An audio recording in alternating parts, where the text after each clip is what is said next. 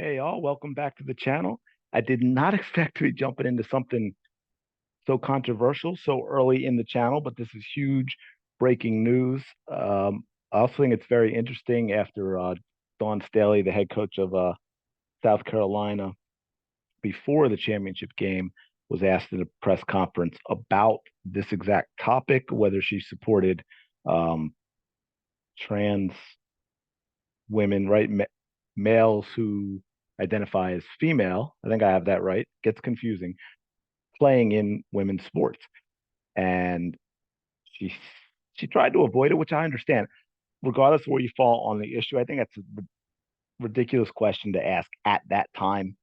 Um, but it was asked, and she came down on the side of them being allowed to compete, which was just what a couple days ago. And here we have the NAIA, which is you know, a version of the NCAA, I guess, a much smaller schools. I think it's something like two or 300,000.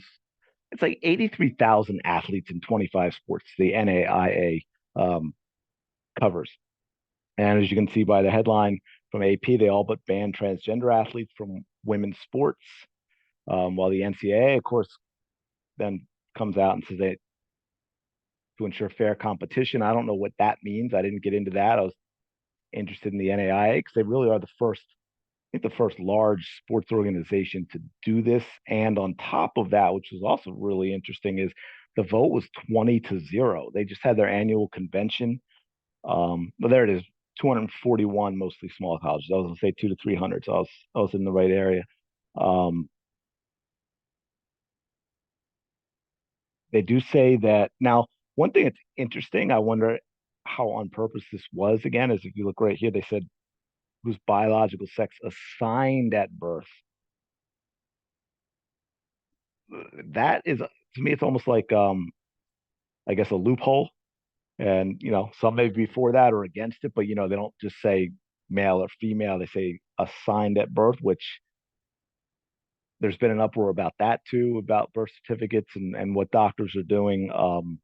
So that's kind of interesting. I think that'll get looked over in the bigger scheme of this. They made a couple of exceptions, it looks like. Well, first of all, the student who's begun hormone therapy, they may participate in activities, workouts, practices, and stuff like that, but not in interscholastic competition. And then they made an exception for competitive cheer and competitive dance.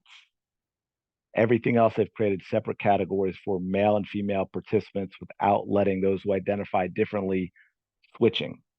Um, so that's huge. I don't know if anyone else is going to follow through. Like I said, I didn't look into the NCAA, so I don't know if we go back up. I don't know the vows to ensure fair competition thing, which was in response to the NAIA. I know the NCAA has been very um, much the other direction so far all this time compared to what the NAIA is now doing. So I'll have to look into that and see. But that's kind of a big, big, big story. I'm curious what all of you think. Please leave a comment below. Duke it out, but do it respectfully.